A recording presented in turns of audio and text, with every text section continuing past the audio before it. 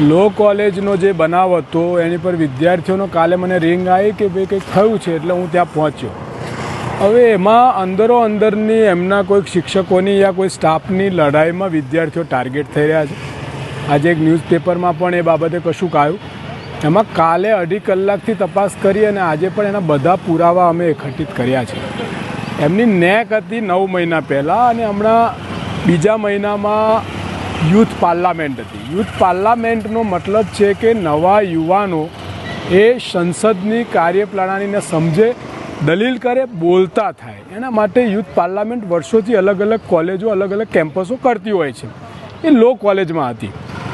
એની અંદર એવો આક્ષેપ થયો કે કોઈ બુરખારી છોકરી હતી અને ધાર્મિક નારા વાગ્યા અને હેડ સ્પીચ કરી અને એવું બધી વાત હતી. એ બધી વાતને લઈને વિદ્યાર્થીઓને કોલેજે બોલાયા હતા જવાબ લેવા.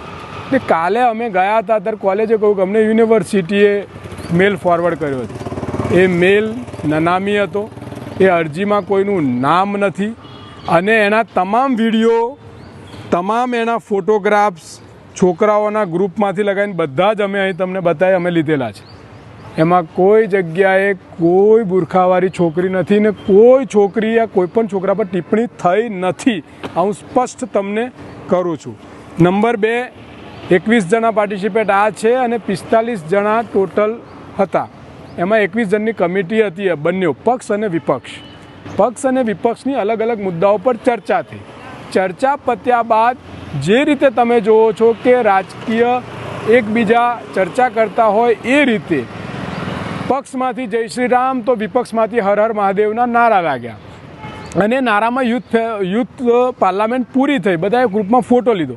એમાં જે 3 મુસ્લિમ છોકરાઓ, એક ક્રિશ્ચન, એમની જોડે મેં વાત કરી જાતે, એમના રેકોર્ડિંગ પણ છે કે બેટા યુથ પાર્લામેન્ટમાં કોઈ ધાર્મિક દુઃખ થયું હોય એવી કોઈ વાત, યા પછી કોઈ ટિપ્પણી થઈ હોય એવી વાત, યા પછી તમારી જોડે કોઈ એવો વ્યવહાર થયો એવી વાત, એમનો જવાબ તમે પણ સાંભળવા માંગતા હો તો રેકોર્ડિંગ છે, તમને મોકલીશ. એમને કહ્યું કે એવું કશું જ યુથ પાર્લામેન્ટમાં થયું નથી અલ્પેશભાઈ.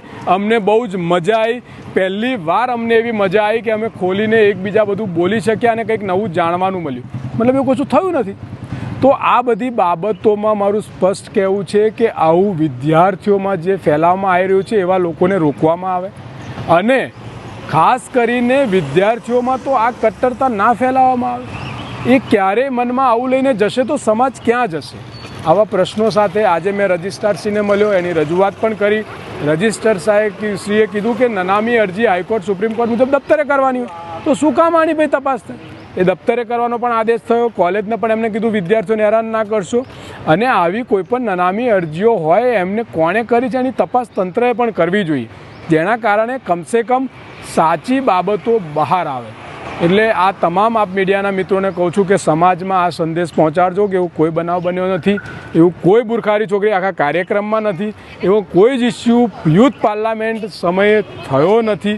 નારેબાજી છે એમાં તો ભ્રષ્ટાચાર, ભ્રષ્ટાચારી એવા પણ બૂમો પડી છે. બરાબર, ન્યાય આપો, ન્યાય આપોની બૂમો પડી છે. ચોર સરકારની વિરુદ્ધમાં બૂમો પડી છે. તો આ બધી તો જે સંસદમાં ચાલતું કલ્ચર છે, જે સંસદમાં ચાલી રહ્યું છે એ જ યુથ પાર્લામેન્ટ કરીને પાર્લામેન્ટમાં છોકરાઓ એનો રોલ ભજવ્યો છે. કોઈ શિક્ષણ મંત્રી હતું તો કોઈ ગૃહમંત્રી હતું, કોઈ વિપક્ષના નેતા હતા. તો આ રીતનું એક કાર્યક્રમ હતો. એમાં કોઈ જગ્યાએ આવો કોઈ બનાવ બનેલ નથી. આજે અમારી રજૂઆત થઈ ગઈ છે, એનું નિરાકરણ છે એવી કોઈ વાત નથી અને એ તમામ વિડીયો, તમામ ફોટો બી અમારી સાથે છે.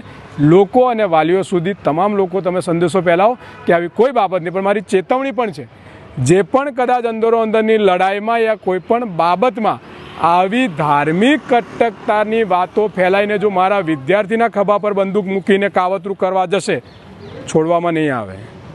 જે ભાષામાં કહેશો એ ભાષામાં છોડવામાં નહીં આવે.